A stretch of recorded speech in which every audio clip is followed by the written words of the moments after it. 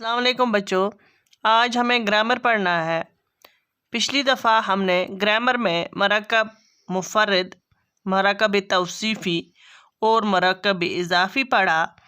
आज हमारा मौजू मरकब इशारी है। मरकब अददी, मरकब जारी, मरकब बदली और मरकब इशारी। लेकिन आज हमें मरकब इशारी किसे कहते हैं जानना है, क्योंकि ये आपकी दरसी किताब के सफ़ा नंबर 76 पर दर्ज है और जो आपके सिलेबस में भी है।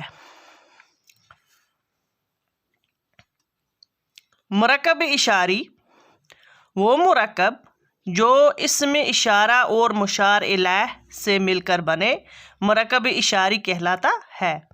मसलन ये किताब वो कलम, इनमें ये और वो इसम इशारा है, जबकि किताब और कलम मुशार इलैह है। कहने का मतलब ये है, मुशार इलैह से मुराद वो चीज़ जिसकी तरफ इशारा किया जाए। यानी वो मुशार इलैह किसे कहते हैं, उससे क्या मुराद है? वो चीज़ है जिससे किसी चीज़ की तरफ इशारा किया जाता है, उसको मुशार इलैह कहते हैं।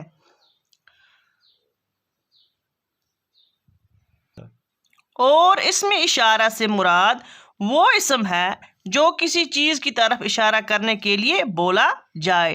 जैसे यहाँ पे है ये किताब, यानी किताब की तरफ हमारा इशारा है। ये किताब की तरफ हमें इशारा है। वो कलम की तरफ हमें इशारा है। इसी तरह इसमें क्या है, इनमें ये और वो क्या आपको मैंने बताया, इसमें इशारा है, जबकि किताब और कलम मुशार इलैह है, यानी इनकी तरफ हमने इशारा किया है। किताब की तरफ इशारा किया है, कलम की तरफ इशारा किया है। मुशार इलैह, फिर मैं दोबारा बोलती हूँ, मुशार इलैह से मुराद वो चीज़ जिसकी तरफ इशारा किया जाए, यानी जिस चीज़ की तरफ हमें इशारा करना है, जिस चीज़ की तरफ हमको बोलना है, उसकी तरफ जो इशारा किया जाए उसको कहते हैं मुशार इलैह।